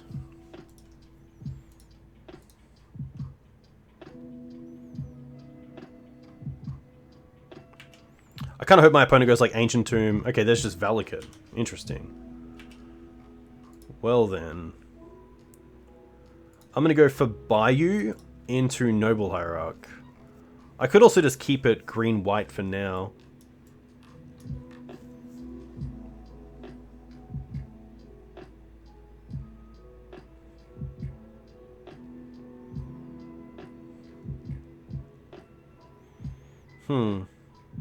Yeah, I'm happy going Forest. Playing it safe a little bit at the start. I do want proper mana, but I also don't want to get Wastelanded out of the game. If my opponent is on Wasteland, I assume so if there are only 2 colors.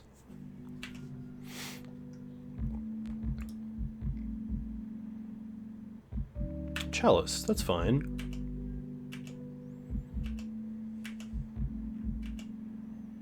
Beast is actually pretty nice, because now we can play the Tracker, and then just hold up Force with Questing Beast. I think that's the play because at least we can play Tracker this turn. We can't really do anything else with our mana this turn. I just want to see a Dryad, and then we can hit the Dryad and the Chalice.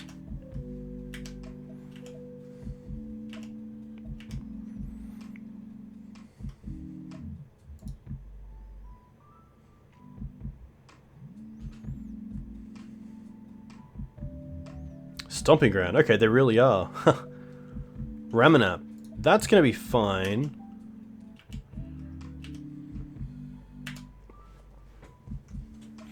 I probably don't want to go down a card. I'm probably happy just untapping.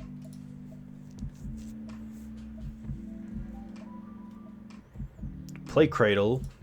Trigger the Tireless Tracker.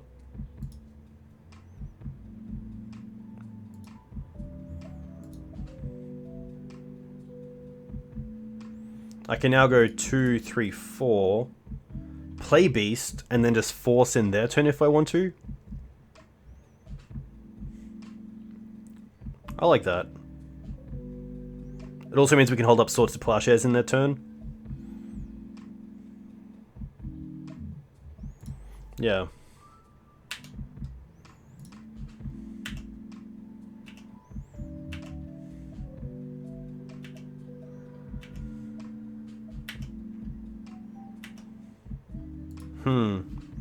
Now the issue is, do I want to give them the ability to get the land from the graveyard? Or do I want to try to max out the ability of this Force of Vigor to hit 2 targets?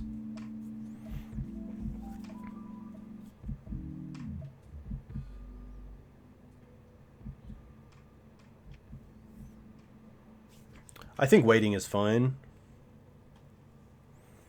I could attack with all, but actually I put some power behind this Tireless Tracker to hopefully stick around. I think I'm okay to let them have this land. And then hopefully just get a 2-for-1 with the Force. Worst case is they get an extra mana.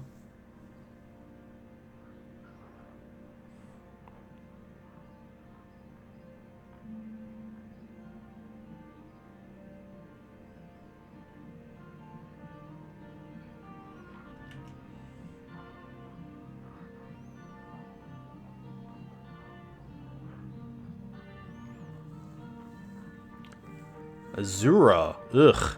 Okay.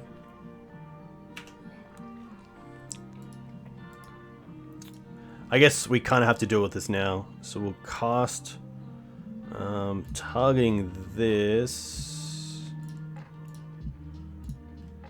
Target this. Exile this.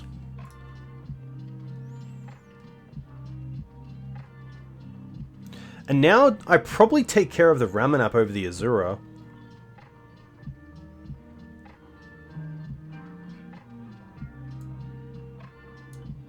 I'm happy for that. I want to turn off the resource of the graveyard for them. If they have lands in hand, that's fine.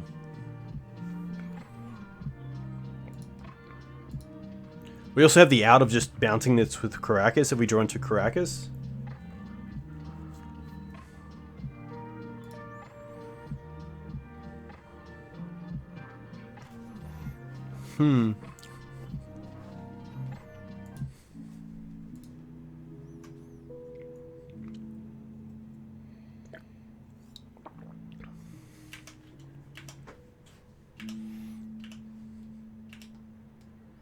Huh, okay. Well, the stars aligned. Let's go for Mum. We can now tap this for 4. Crack a clue. Hopefully draw a land and then just draw another card. Birds. Still not too bad. Play the bird. Do I Swords the Azura? I don't think I do. I think I might actually wait to see if they block with it or not. And then we might just want to hold the sword for Primetime if they have a 6th land and Primetime.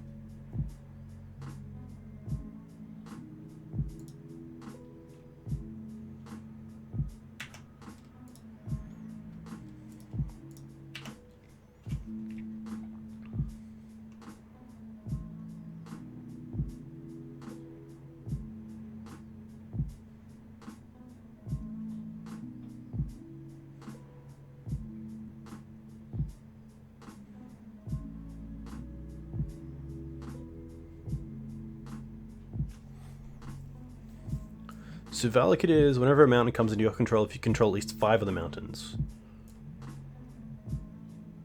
Okay. 1, 2, 3, 4, 5. Okay, so if they play If they play Primetime, they get 2 triggers if they play 2 mountains, I believe. Because each mountain will see each other as the 5.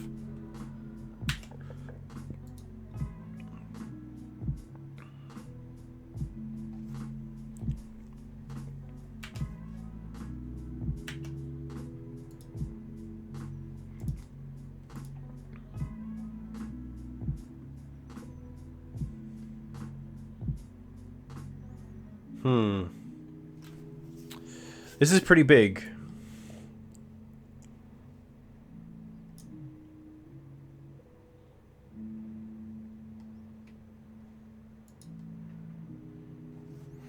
They don't have lands in hand. Oh. 4 hours, okay. Yeah, I think they're so close. 6 is the big piece as well. I guess Field of the Dead might be an issue if we want to start getting through, but Questing Beast answers Field of the Dead pretty well, and so does Mum, because they are black zombies, I believe.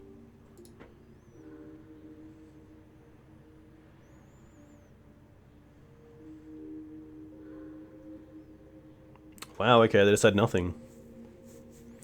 That's a shame, because I think this deck is very cool to see. But I guess we had a pretty fast start, which is nice. 3-1.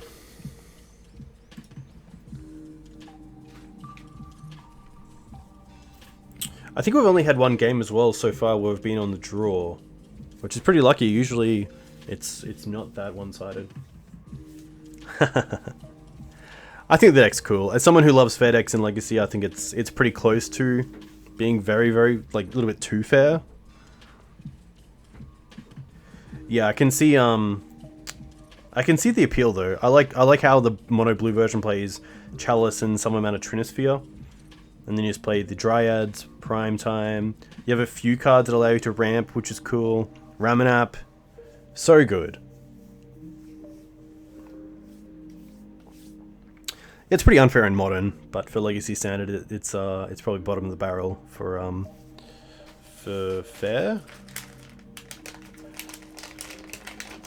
You have to get to 6 mana, let's be honest. Neoform? Jack, how dare you say Neoform isn't a deck? Alright. I'm the drawing against Wang.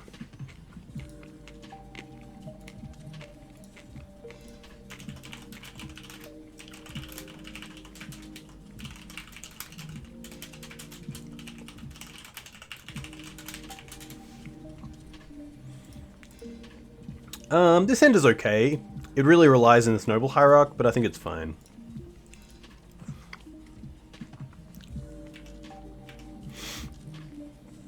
Snow-covered island. Ponder. Okay. Oof. Still probably here just going for Savannah. I really want to draw another land. Cradle doesn't really count.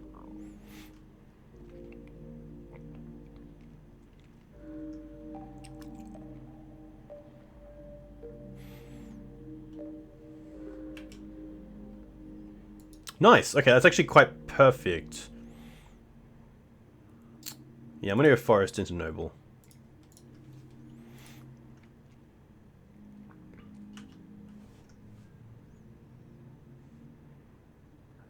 And then just 6.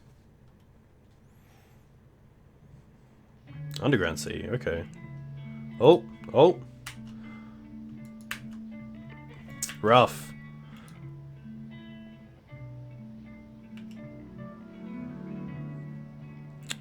Very rough.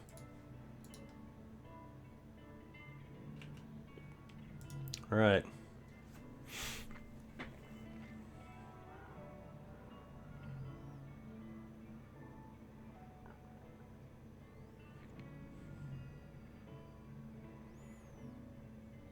They really need like a ritual. Oh, tendrils. So what they can do? 1 black. 2 black with petal. They've already played a land for turn. They have to dig. I think they have to dig. At least 2 big cards have already been hit.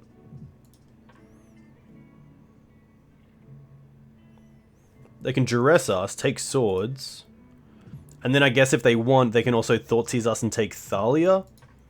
Which is pretty good.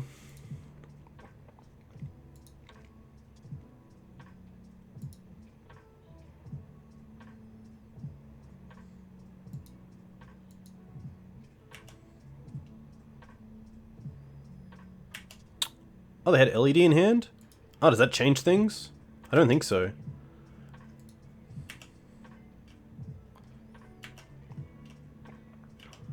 Ah, of course they're at 3. They can't Thoughtseize us.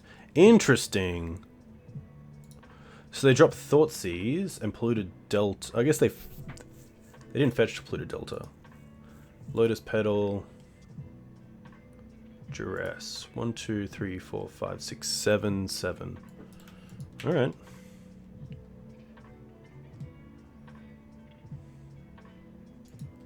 Wasteland's pretty nice, I'm not gonna lie. I guess we go Thalia into Wasteland.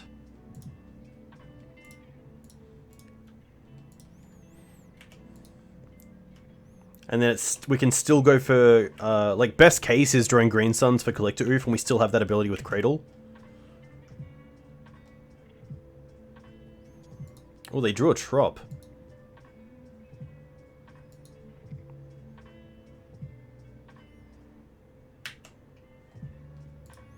Brainstorm. Pretty unfortunate Adnors, but you know, my opponent can definitely still get there. It's tough because I've already played a land for turn as well. Yeah, okay. Whew. Well, I like Bog, I like Crop, I like the Deafening Silencers, I like the Gadok, I like this Prelate, I like the Veils, I like the Surgical, I don't mind the Forces, I don't mind the Faerie I don't want them. Swords can come out, Abrupt Decay can come out. Plague's still nice because it does answer Empty the Warrens. Can probably drop on a land. See, I'm a big fan of Mum. I think Mum's pretty good because she gets to protect your creatures like Gadok from things like Fatal Push, Echoing Truth, Abrupt Decay.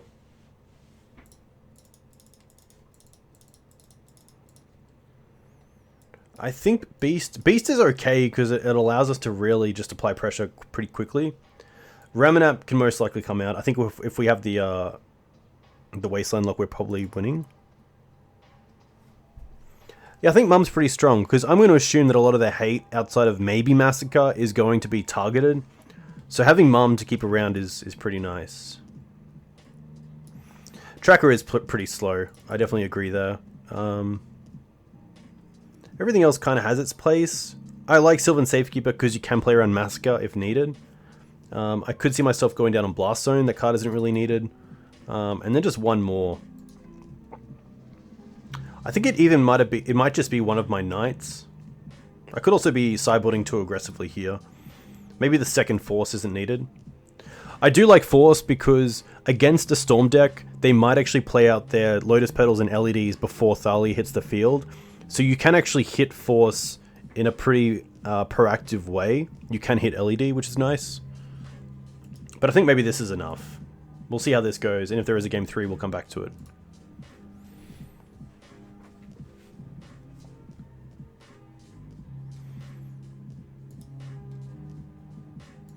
I probably want to have a hand of multiple answers, maybe like Deafening Silence and a creature, so that just one Thoughtseize doesn't wreck it. I also want to make sure that outside of my hate, I also have pressure and a plan.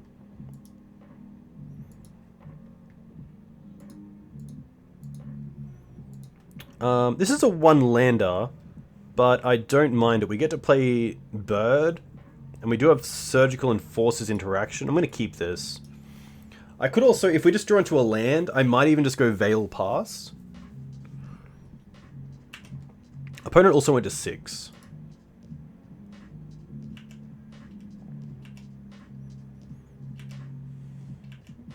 Can we draw a land? Deafening Silence. Interesting. I think this is worth playing out. So I'm just going to get a Savannah here so that I can untap and at least hold up the Veil of Summer.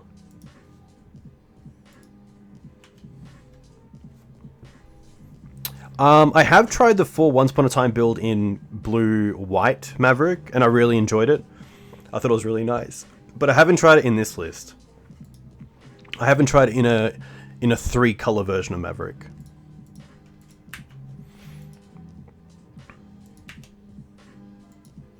But I think it's pretty good. I think there's definitely a lot of Chain of Vapor. Okay, so they have Chain of Vapor. That's going to be fine.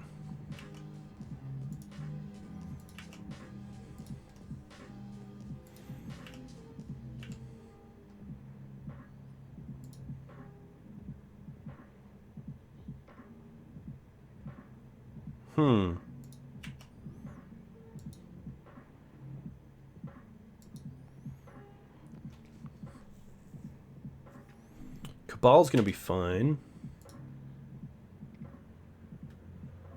Adnors. Nice. Yeah, can't do anything. Thoughtseize, Lotus Petal, LED, Empty. Tendrils, 9. Pretty rough to hit both of these. Still no fast mana. Cabal is kind of, but they only have Lotus Petal. They really need to hit a Ritual. Or maybe go off next turn. They're down to 2 as well.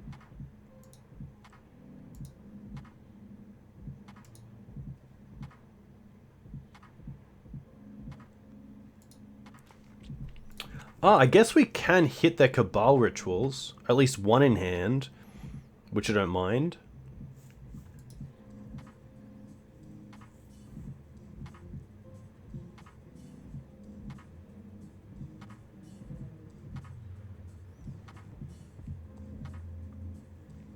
They were better off just finding a ritual.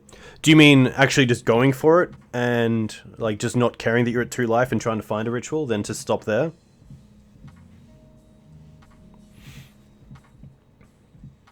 Yeah. Looks like they're just going to pass. I guess we'll see what they discard, because if they don't discard a Cabal, then we can Surgical it in our turn.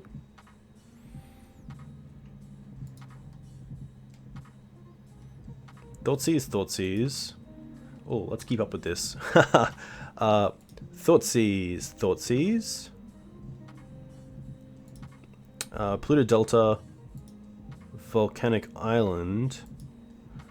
Snow-covered Swamp. Polluted Delta, Echoing Truth. Tendrils. Looks like they're going for an empty line. Okay. So they kept... Oh, they kept 1 Echo in their hand. So I wonder if we Surgical this Echo, then do they have an answer for the Deafening Silence?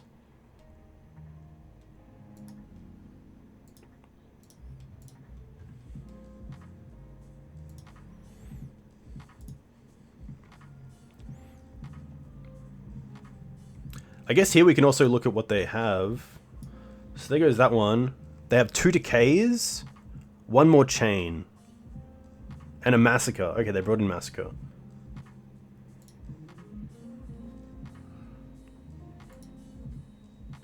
They don't have a way to actually go... I guess they could try to... Yeah, it's tough. They have to draw the... I guess... if they draw into... Abrupt Decay, they can cast it and then also try to go off with Cabal Ritual. But we've taken those 2, that's fine. I think we just go Deafening Silence pass.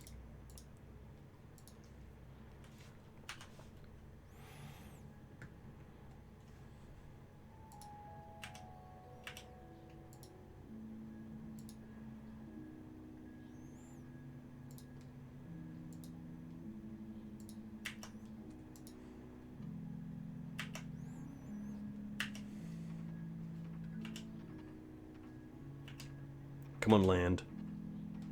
Ah. Okay. Well, holding up Veil does seem nice, but I think here the best play is probably just to Green Suns for Dryad Arbor. They're on 2 as well. So I think at least Green Sunning for Dryad Arbor means that next turn, if we don't draw a land, we can still either attack and hold up Veil of Summer.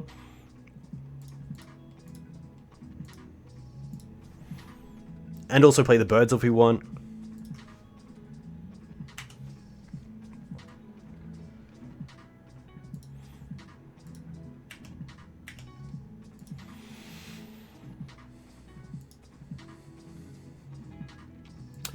Because I might want to attack with the Dryad Arbor. It also means that if we draw into an exalted creature like Noble Hierarch, we can just win.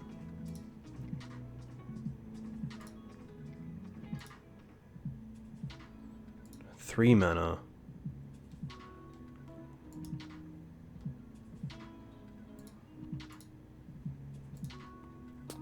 Chain this. Interesting. What if I force this? Does that work? I think it does.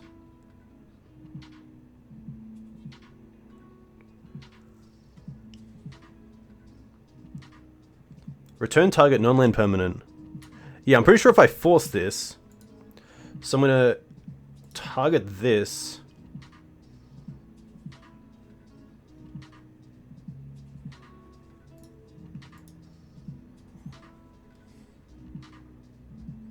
Yeah. Target this. Okay, exile Questing Beast. Now this stops the chain, which means they can't actually then bounce this Deafening Silence as well.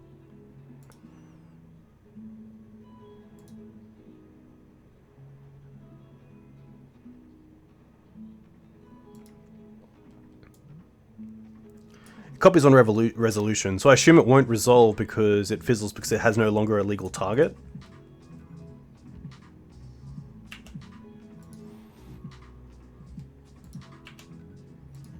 And now they're floating mana, but they have nothing to cast, I assume.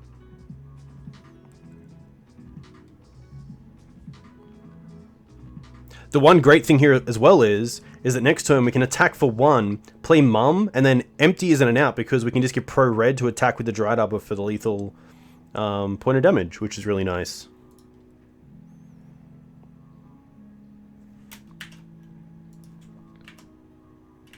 But if we draw Noble Hierarch, then, you know, it all comes together. Bojuka Bog, interesting. I still like Bog. Target them. And then I think it's just attack for 1. Hold up Veil.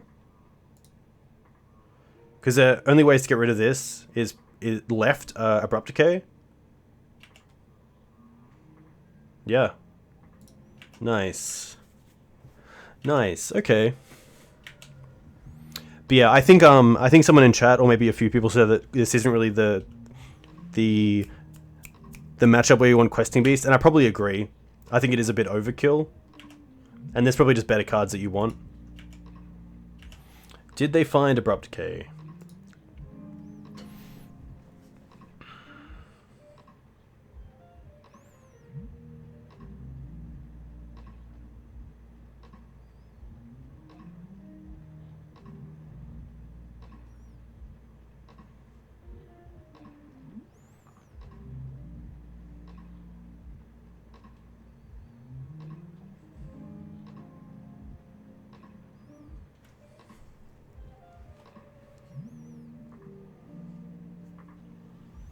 I'm going to assume they have no outs. I guess they could Massacre, if they wanted to.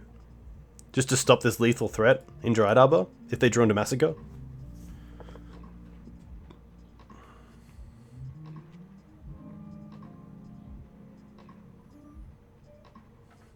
Hey, okay. Well, we get to go 4-1, which is still pretty nice. BUG Zenith is definitely a pretty tough matchup, but that is pretty cool. I think the deck is pretty nice. I think there's definitely flex slots. I think probably these cards here are most likely a flex slots right now in Maverick, which is kind of cool. That was a pretty quick league. We started at 8. That was an hour 50, which is pretty good. But yeah, I think having the Prelate in the main deck is nice. We didn't see it this game, which is this whole league, which is pretty interesting. I really like Questing Beast. I really also like Shifting Ceratops for different reasons. Not being able to be countered is really nice for Shifting Ceratops, and also Reach is really good but then just the ability to deal with Planeswalkers with Questing Beast is quite nice. Ramunap I think is pretty good. It wasn't the greatest in this league because a lot of the decks we came up against were just basic heavy. So I could definitely see Ramunap in this area as well. Tireless Tracker I think is either going to be Tireless Tracker or Sylvan Library number 2. I don't mind it being Tireless Tracker because then you can Green Suns for it. It allows you to of course attack, and usually a tracker is drawing you just as many cards as a Sylvan Library does. You're not usually too aggressive with Sylvan Library. But that is sadly me. A huge thank you to everyone who came in and viewed and watched. Very cool to get like some really good chat going as well. So like Knight Rider, Jack, huge thank you. Everyone else who was involved, of course. I hope everyone stays safe with the new virus. I know it's pretty rough right now. It's definitely like a different reality to get used to, especially when you're at home all the time. But we have tried Finale of Devastation. I might even have a version here that was with Finale. This is it. Here we go. Okay. So this was a version that I used to play. So we play Finale of Devastation, which is pretty much a Green Suns for anything. And I really liked it in this version because you had 2 Prelates and 2 Plague Engineers main deck, which is pretty sweet. So we weren't playing we were still playing Sylvan Library. Okay. So we actually took out Tireless Tracker, put in a second Library, and then also put in Finale of Devastation. We also aren't playing Birds of Paradise, which is interesting. Okay, we're playing 1. Okay, so we've dropped down on a Mana Dork. We're also playing 2 Mums as well. Okay. So I think the thought process here on dropping the 4th piece of protection was that in many matchups, Prelate on 1 can just be your Mum number 4. So having a Finale of Devastation allowed you to do that. And Plague Engineer also can act like Mum, where it can kind of clear the way of anything that you want to give protection to before, and then actually go through and attack. So this was actually a pretty fun deck to play with, and it was pretty good. It still has a lot of the like hate cards that you usually see in Maverick. Reclaimer was interesting. This is against the Breach deck, so I had the Bojuka Bog in the main deck. I think we could definitely cut these. Bojuka Bog to the side, Reclaimer out, probably add another Birds because the having a black mana is really nice.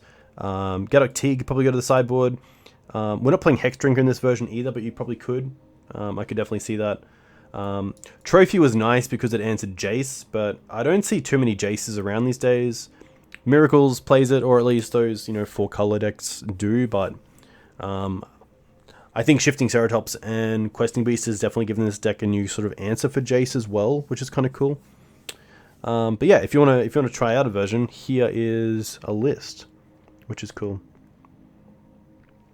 Yeah, I think the one reason why I really liked this list was because with the 2 libraries as well, you really had a lot of games just finish up in the same sort of sequencing process, which is cool. So you had a lot of games that really mimicked each other, which is cool. I think it's exactly what really appeals to Maverick for me, is just that the deck can be really consistent. And when you need an answer, you usually have at least 5 copies in your deck, which is very cool. So yeah, that's the Finale version, which if you want, I'll send you I'll download this and save it for you. But let's see who else is streaming tonight, because I'll send you guys over there. There's usually a fair amount of legacy Twitch users right now, which is pretty good. I guess Squad Chief usually plays a bit of Vintage Cube, which is cool. Alright. Nice. If you guys want to find me on anywhere else, I'm on YouTube at /Dukes on Twitch. I'm on Twitter at /Dukes on Twitch. And you can also find me on the greensunzenith.com, a website dedicated to Legacy Maverick. I will be back on Sunday morning at 10 AM Australian Eastern Standard Time, which is pretty much in 12 hours from now. Hey, Pursue, thank you very much. All the best with your 5-0 with Achilles list. That'd be very cool. And I'll speak to you soon. Let's get this raid going to Squad Chief. Nice. But yeah, very, very happy with the 4-1. I think 4-1's a good place to be. 5-0s are nice, but you know it's not too bad to drop a game and then try to finish off the league other ways. All right, sending you guys over. All the best. See you soon.